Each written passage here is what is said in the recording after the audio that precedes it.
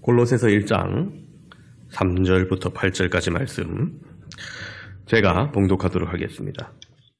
우리가 너희를 위하여 기도할 때마다 하나님 곧 우리 주 예수 그리스도의 아버지께 감사하노라. 이는 그리스도 예수 안에 너희의 믿음과 모든 성도에 대한 사랑을 들었으며 너희를 위하여 하늘에 쌓아둔 소망으로 말미암음이니 곧 너희가 전에 복음 진리의 말씀을 들은 것이라. 이 복음이 이미 너희에게 이름에 너희가 듣고 참으로 하나님의 은혜를 깨달은 날부터 너희 중에서와 같이 또한 온 천하에서도 열매 맺어 자라는도다. 이와 같이 우리와 함께 종된 사랑하는 에바브라에게 너희가 배웠나니 그는 너희를 위한 그리스도의 신실한 일꾼이요 성령 안에서 너희 사랑을 우리에게 알린 자니라. 아멘. 세상을 살아가는 사람들의 유형을 세 가지로 분류할 수 있습니다. 첫 번째 형은 은혜를 알고 은혜를 잊어버리는 사람입니다. 대응망덕이라고도 하죠. 둘째 형은 은혜를 알고도 감사할 줄 모르는 사람입니다. 이것은 교만한 사람이고 이기적인 사람입니다. 세 번째 형은 은혜를 받고 감사할 줄 아는 사람입니다. 인격이 성숙한 자요, 신앙인의 참모습입니다. 똑같이 예수님을 믿고 살아가면서 행복을 느끼는 사람이 있는가 하면 스스로 불행하게 여기며 사는 이들도 있습니다. 이 세상에 가장 행복하고 부유한 사람이 누구일까요? 바로 은혜를 알고 감사할 줄 아는 사람입니다. 이 시대에 안타까움이 있다면 참 은혜를 망각하고 산다는 점입니다. 은혜를 모르면 감사를 잃어버립니다. 감사를 잃어버리면 늘 원망과 불평의 삶이 됩니다. 영국의 성서학자인 매튜 헨리는 감사는 더하기와 같다고 했습니다. 내 입술에 감사가 넘치면 마음에 기쁨이 있고 평화가 있습니다. 세상이 아름답게 보입니다. 반대로 원망과 불평은 마이너스와 같습니다. 이미 주어진 것도 빼앗기게 됩니다. 오늘 봉독한 골로새서 1장의 말씀은 사도 바울이 감옥에서 골로새에 있는 믿음의 형제들에게 쓴 편지입니다. 골로새 교회는 바울이 직접 세운 교회가 아닙니다. 에바브라라는 신실한 사역자에 의해서 세워졌고 양육받은 교회입니다. 바울은 로마의 차디찬 감옥에서 골로새에 있는 사랑하는 성도들을 생각하면서 기도하고 있습니다. 그 기도의 내용은 감사입니다. 바울은 기도할 때마다 감사를 올리고 있습니다. 감사할 수 있는 상황이라면 마땅하겠지만은 감사할 수 없는 상황에서도 그는 감사하고 있습니다. 나이가 든 사도로서 감옥 생활 참으로 힘들고 견디기 어려웠을 겁니다. 그에게 육체의 가시, 만성적인 질병이 있습니다. 무슨 질병인지 정확하게 기록되어 있지는 않아 추측할 뿐입니다. 어떤 이는 간질일 것이다 하고 어떤 이들은 심각한 만성적인 눈병일 것이다 그렇게 하지만 그 어떤 것이라도 선교하는데 또 감옥 생활을 하는데 더욱 어려운 여건이었을 것입니다. 그런데 바울은 옥중에서 쓴 모든 편지에서 감사와 기쁨으로 기도하고 있습니다. 빌립보서에서 항상 기뻐하라고 강조합니다. 데살로니가 전서에서는 항상 기뻐하고 쉬지 말고 기도하고 범사에 감사하라고 합니다. 빌립보 감옥에서도 바울은 실라와 함께 낙심하지 않았습니다. 오히려 밤중에 찬송과 기도를 드립니다. 그때 옥문이 열리고 간수가 회개하고 죽게 돌아오는 역사가 일어납니다. 아무리 열악한 환경과 상황일지라도 바울의 마음속에 있는 기쁨과 감사를 빼앗을 수 없었습니다. 오히려 감사와 찬송으로 기도할 때 하늘 문이 열리고 감옥 문이 열리는 역사가 일어납니다. 감사의 기도는 하늘의 기적을 일으키는 능력인 겁니다. 오늘 우리는 기도할 때 어떤 것을 감사하고 있습니까? 우리는 기도할 때마다 내게 필요한 소원을 가지고 아뢰일 때가 많습니다. 그것도 아뢰야 하고 또 기도하는 것이 좋습니다. 하지만 이미 하나님께서 주신 것이 많음을 기억해야 합니다. 그런데 우리는 항상 내게 있는 것을 보지 못합니다. 남이 가지고 있는 더 큰 것을 바라보기에 원망하고 불평합니다. 그리고 우리는 항상 잃어버린 것, 손해본 것, 거기에 집착을 합니다. 그러나 감사는 지금 내가 있는 것을 바라보는 겁니다. 내 손에 남아있는 것을 보는 것이 감사입니다. 사랑하는 성도 여러분, 2021년 지금까지 달려오면서 지금 손에 무엇이 남아 있습니까? 어떤 분은 처음보다 많은 것을 잃었다고 생각할 수 있습니다. 많이 잃었다고 생각할수록 우리의 가슴이 허전하고 슬픔에 빠지기 쉽죠. 그러나 비록 잃었지만 앞으로 채워주실 주님을 믿음으로 바라보는 자는 기쁨이 있습니다. 그 입술에 감사가 있습니다. 여러분, 기도를 감사로 채워보시기 바랍니다. 감사할 때 기적이 나타납니다. 어린 꼬마가 주님께 드린 보리떡 5개, 물고기 2마리, 자기도 먹으려고 집에서 가져왔을 거 아니에요. 그 작은 아이가 주님의 말씀을 듣고 은혜를 받고 감사해서 드립니다. 주님은 그 도시락을 손에 들고 감사의 기도를 드립니다. 그때 5,000명이 먹고 12광주리가 거두는 놀라운 기적이 나타납니다. 빌립보서 4장 6절 7절은 바울을 통하여 하나님께서 이렇게 권면합니다. 아무것도 염려하지 말고 다만 모든 일에 기도와 간구로 너희 구할 것을 감사함으로 하나님께 아뢰라. 그리하면 모든 지각에 뛰어난 하나님의 평강이 그리스도 예수 안에서 너희 마음과 생각을 지키시리라고 합니다. 그렇습니다. 내가 염려해서 될 일은 아무것도 없어요. 하나님은 모든 지각에 뛰어나신 전능하신 하나님이십니다. 능력의 주님 앞에 모든 일을 감사함으로 아랠 때 하나님의 평강이 우리에게 임합니다. 우리의 마음과 생각을 지켜주십니다. 여러분의 삶을 감사의 기도로 채우셔서 하나님의 평강이 충만하게 임하시기를 축원합니다. 오늘 본문에서 바울이 골로새 교회의 성도를 향하여 감사의 기도 제목을 드리고 있는데 우리가 그 기도 제목을 통하여서 우리의 삶에도 이런 감사가 더욱더 가득해지기를 기억하는 이 시간 되기를 바랍니다. 첫 번째로 그리스도 예수 안에 있는 믿음을 감사해야 합니다. 3절은 말합니다. 우리가 너희를 위하여 기도할 때마다 하나님 곧 우리 주 예수 그리스도의 아버지께 감사하노라 이렇게 말합니다. 자, 이 바울 사도가 골로새 교인을 생각하며 기도할 때마다 감사한데요. 무엇을 감사합니까? 그 다음 4절 상반절입니다.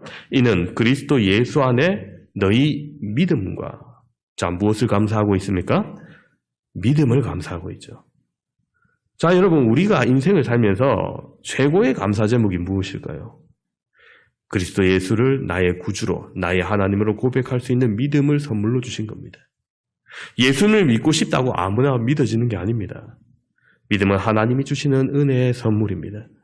여러분 아무리 믿으려 해도 믿어지지 않습니다. 믿어지는 것이 은혜요 축복인 겁니다. 예수님은 이 세상에서 가장 고귀하고 존귀하신 분입니다. 예수님은 이 세상의 어떤 이름보다 위대한 이름입니다. 예수님께서 길이요 진리요 생명이 되십니다. 예수님을 믿음으로 고백하면 하나님 나라의 자녀가 되는 권세를 얻습니다. 영원한 생명을 얻게 되고 천국을 소유하게 됩니다. 하나님 나라의 상속자가 되고 하늘의 축복을 누립니다. 누구든지 예수님을 만나면 새로운 피조물이 됩니다.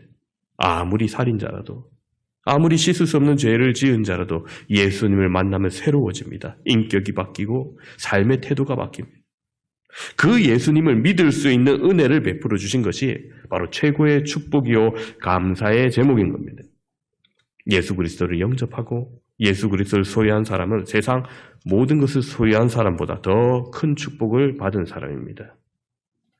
중세의 성자 토마스 아퀴나스에게 하나님께서 꿈에 나타나셔 말씀하십니다. 토마스야, 내가 내게 무엇을 줄까? 그때 토마스 아퀴나스는 이렇게 하나님께 대답합니다. 하나님, 저는 하나님 당신만 계시면 그것으로 만족합니다. 다른 것은 필요 없습니다. 사랑하는 성도 여러분, 여러분은 지금 하나님 앞에서 무엇을 구하고 계십니까? 무엇으로 만족하십니까?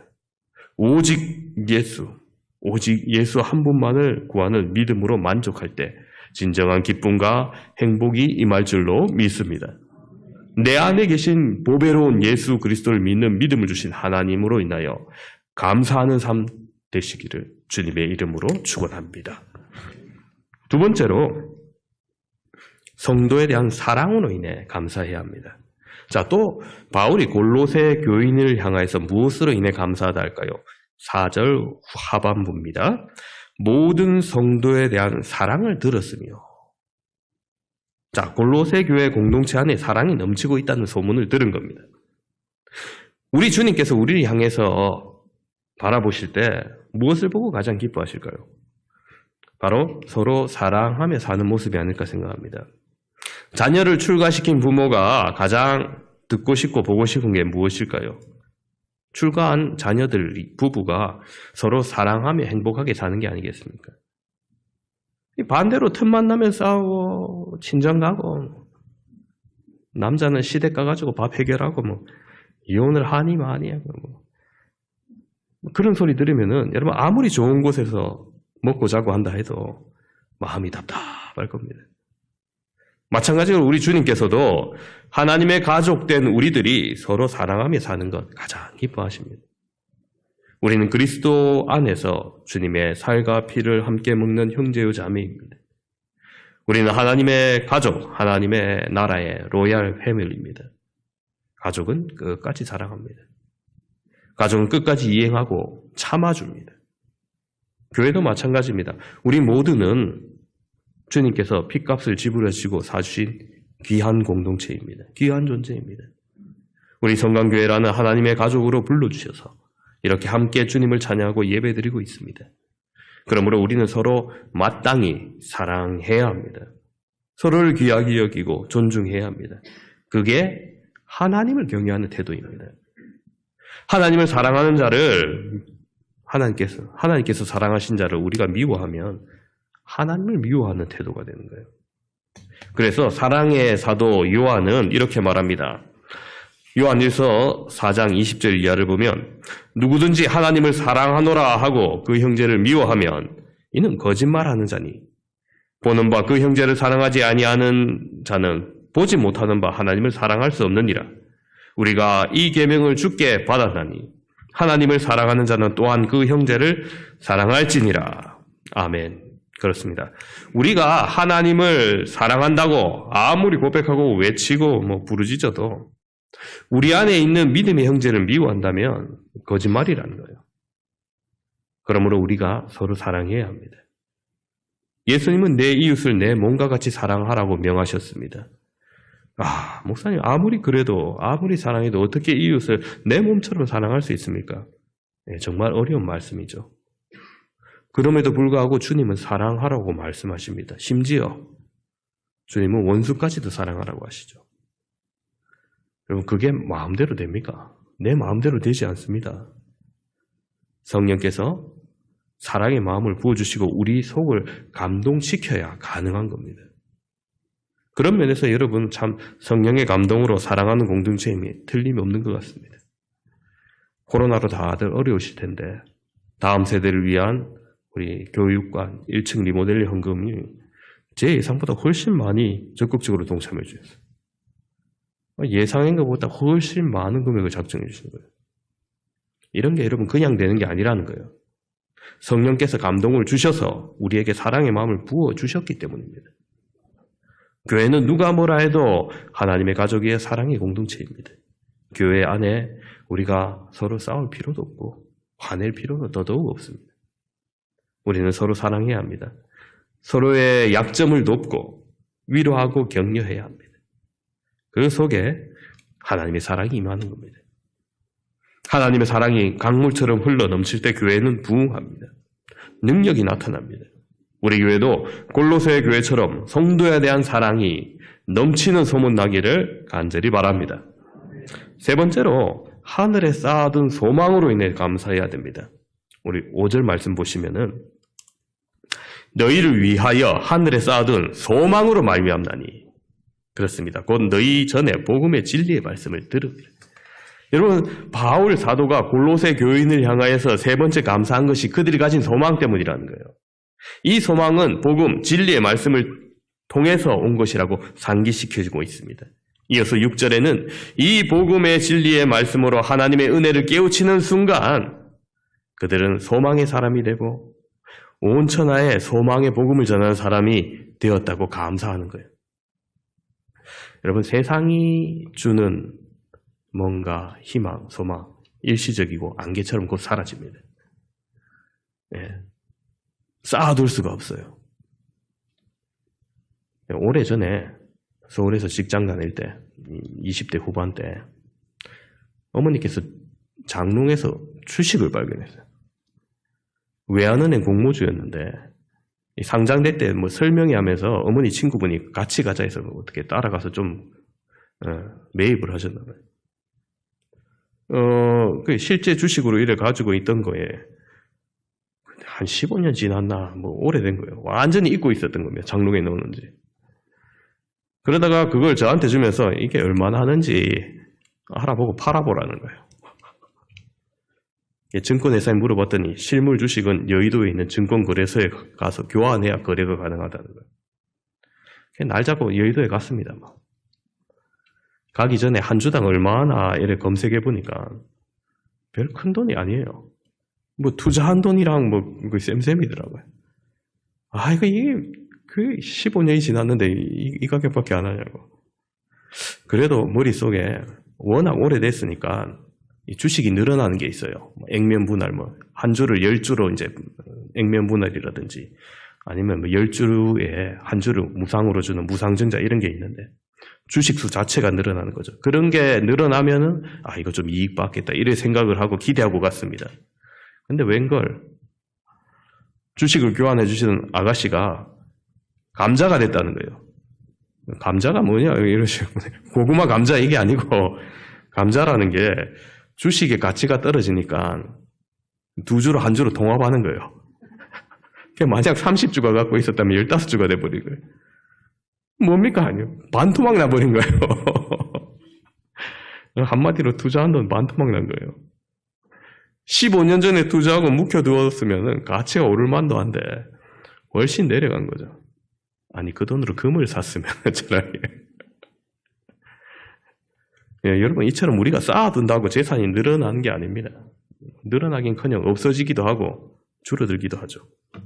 그런데 여러분 영원히 변함없는 가치가 있습니다. 바로 복음이 준 소망이죠. 이건 하늘에 쌓아둔 겁니다. 도둑이 가져갈 수 없고 녹슬지 않고 벌레가 먹지 않고 무너지거나 변질될 수 없는 겁니다. 땅에 쌓아둔 것은 언젠가 사라집니다. 가치가 변합니다. 그러나 하늘에 쌓아둔 소망은 영원한 겁니다. 우리의 소망은 이 땅이 아닙니다. 영원한 하나님의 나라 천국입니다. 반석 같은 믿음을 가지고 영원한 하늘의 소망을 가지고 이 땅에 사는 것이 진정한 그리스도인의 모습인 겁니다. 2001년 소위 9.11 테러가 일어났을 때 세계 언론의 주목을 받고 감동을 끼친 한 가족이 있었습니다. 여러분 9.11 테러 하면 생각난 게 어디입니까? 쌍둥이 빌딩. 또 하나 공격받은 게 있죠. 미국의 국방부 펜타곤입니다. 이 쌍둥이 빌딩에는 총 2대 비행기가 날아가서 부딪혔죠. 그리고 미국 펜타곤의 한 대 비행기가 날아가서 자살 폭탄을 비행기 자체로 했죠. 그리고 우리나라에는 잘 알려지지 않는데 한 대 비행기가 더 있었습니다. 바로 유나이티드 93 비행기인데 여기에 탑승했던 승객 중 타드 비머라는 신실한 그리스도인 회사원이 있었습니다. 그는 비행기가 납치범들에게 하이제킹 됐다는 것을 깨닫는 순간에 자기 주변에 있는 승객들과 함께 테러범과 싸울 것을 의논합니다. 그리고 마지막 주기도문을 기도하고 시편 23편을 암송한 다음에 자 함께 갑시다 하면서 외치면서 조종실로 뛰어들었습니다. 그리고 펜실베니아주 광산에 비행기를 추락시킴으로써 원래 워싱턴 아마 국회의사당 쪽으로 갈 것이라고 추측하고 있는데 그것에 진격을 막았던 겁니다. 비행기 안에 있는 사람만 죽었죠. 비행기 밖에 있는 사람을 그 사람으로 인해서 살렸던 겁니다. 자, 이 사건이 진정한 영웅은 이 사건을 믿음으로 수용할 줄 알았던 오히려 그 가족들이었습니다. 얼마 후에 그가 출석했던 교회에서 미국 전역으로 방영되는 추모 예배가 열렸습니다. 그때 타드 미머의 아버지는 아들의 장례식에서 이렇게 기도합니다. 전능하신 하나님, 타드 미머를 저희 아들로 저희 가정에 보내주셔서 감사합니다. 그리고 무엇보다도 주님의 고귀하신 선물, 우리를 위해 십자가에 죽으신 예수 그리스도를 보내주셔서 감사합니다. 하늘에 계신 아버지, 하나님께서 아들을 보내주심이 무슨 의미를 지니는지 지금까지 머리로만 알고 있었습니다. 그러나 이제 제 아들을 보내고 하나님 아버지의 마음을 조금이나마 이해하게 되었습니다. 무엇보다도 저희 아들 타드가 주 예수님의 선물인 영생의 약속을 소화하고 있었음을 감사드립니다. 그리고 이제 하나님 아버지께 기도하옵나니 제 아들 타드의 죽음의 이야기와 이웃과 이 땅을 구하기 위한 그의 행동이 하나님 아버지의 영광을 드러내는 일에 사용되도록 도와주옵소서. 하나님 아버지, 저에게 하나님의 아들이신 예수님을 주신 것과 함께 좋은 아들을 선물로 주셨던 것을 감사드립니다. 또한 내 아들과 천국에서의 만남의 소망을 주신 것을 감사드립니다. 참 놀라운 아버지의 기도입니다. 또 며칠 후 전국에 방영된 TV 프로그램에 출연한 타드 비머의 아내 리사 비머는 사회자에게 이런 질문을 받았습니다. 당신의 남편이 마지막에 기도했다는 소식을 듣고 어떤 생각이 드셨습니까? 아내가 이런 대답을 합니다. 조금도 놀라지 않습니다. 그는 언제나 기도하는 믿음의 사람이었습니다. 그는 이 땅에서의 삶은 천국에서 예수님과 함께하기 위한 준비의 인생임을 잘 알고 있었던 사람입니다. 타드와 저는 완벽한 사람은 아니지만 하나님을 기쁘시게 하고자 최선을 다해 살아왔습니다. 타드는 최후까지 그렇게 산 사람입니다. 참, 그 남편의 그 아내인 것 같습니다. 놀라운 감사의 가족입니다. 여러분, 이거는 성경 말씀은 아니고 유머인데 너무 심각하게 듣지 마십시오. 그리스도인은 두 가지 주소를 가지고 산다고 합니다. 불평하는 사람이 사는 곳은 살기도 괴롭군 죽으면 끝날이라는 거예요. 근데 항상 기뻐하는 사람이 사는 주소는 은혜도 신앙군 안심명 행복리라는 거예요. 여러분 어디에 살기를 원하십니까? 후자에 사시기를 바랍니다. 사도 바울은 골로새 교인들의 이 믿음과 그들 안에 있는 이 사랑과 천국의 소망을 가지는 멋진 신앙인으로서의 삶을 살고 있음에 대해서 감사함으로 기도하고 있었습니다. 눈에 보이는 것 때문에 감사하는 것이 아니라 우리에게 믿음을 주시고 사랑의 공동체를 주시고 하늘의 소망으로 살게 하신 하나님께 감사드리는 겁니다. 감사는 성숙한 신앙인의 증표입니다. 기도의 사람으로 유명한 18세기 영국의 성자 윌리엄 로우는 엄숙한 부르심이라는 글에서 이렇게 말합니다. 세계 최대의 성자는 많이 기도한 사람이 아니요 금식을 많이 한 사람도 아니요 자선을 많이 베푼 사람도 아니다. 진정으로 위대한 성자는 하나님께 감사하며 사는 사람이다. 그렇습니다. 여러분, 감사할 때 우리의 믿음은 더욱 굳센 반석 위에 세워집니다. 감사할 때 우리는 더욱 큰 은혜 안에 머물게 됩니다. 감사할 때 우리의 영혼이 더욱더 하나님께 가까이 다가설 수 있습니다. 감사가 넘치면 기적이 있고 감사가 넘치면 축복이 넘쳐나고 감사가 넘치면 삶이 새로워집니다. 사도 바울은 오늘 본문 이후에 골로새 교인을 향하여 다시 한번 감사하라고 강조합니다. 골로새서 3장 15절 이하에 보면은 그리스도의 평강이 너희 마음을 주장하게 하라. 너희는 평강을 위하여 한 몸으로 부르심을 받았나니 너희는 또한 감사하는 자가 되라. 그리스도의 말씀이 너희 속에 풍성히 가하여 모든 지혜로 피차 가르치며 권면하며 시와 찬송과 신령한 노래를 부르며 감사하는 마음으로 하나님을 찬양하고 또 무엇을 하든지 말이나 일에나 다 주 예수의 이름으로 하고 그를 힘입어 하나님 아버지께 감사하라. 아멘. 그렇습니다. 여러분 그렇게 소망을 노래하고 감사할 때 성도는 참 행복한 삶을 맛볼 수 있습니다. 우리도 이와 같은 시와 찬미와 진정한 감사의 노래가 늘 넘치는 행복한 삶 되시기를 주님의 이름으로 축원합니다. 오늘 말씀을 정리합니다. 함께 예배드리는 사랑하는 성도 여러분, 올 한 해도 벌써 반년이 지났습니다. 7월의 첫 주입니다. 우리의 시간 중 기쁜 일도 있고 힘들고 어려운 일도 있었을 것입니다. 그러나 모든 것이 협력하여 오늘에 이르게 하신 하나님 아버지께 감사함으로 영광 돌리시기를 원합니다. 또한 우리가 받은 은혜, 받은 사랑을 더 선한 사업에 베풀기를 소망합니다. 바울은 골로새 교회 성도들을 향하여 감사함을 가졌습니다. 그들이 가지고 있던 그리스도 안에 있는 믿음을 감사했고 그들 안에 풍성이 넘치는 성도에 대한 사랑으로 감사했고 그들이 복음으로 말미암아 변하지 않는 하늘에 쌓아둔 소망으로 인해서 감사했습니다. 골로새 교인들처럼 믿음과 소망과 사랑이 넘치심으로 그 감사함으로 하나님께 영광 돌리시는 저와 여러분 되시기를 주님의 이름으로 축원합니다.